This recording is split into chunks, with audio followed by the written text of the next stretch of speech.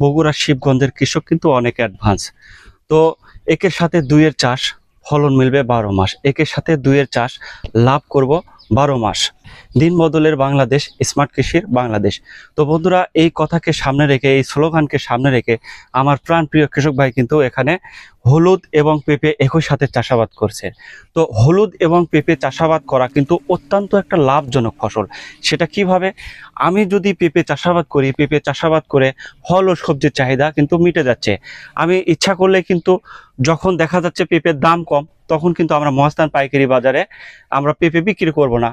যখন দেখব যে পেঁপের দাম বৃদ্ধি পাইছে, তখন আমরা পেঁপে বিক্রি করব।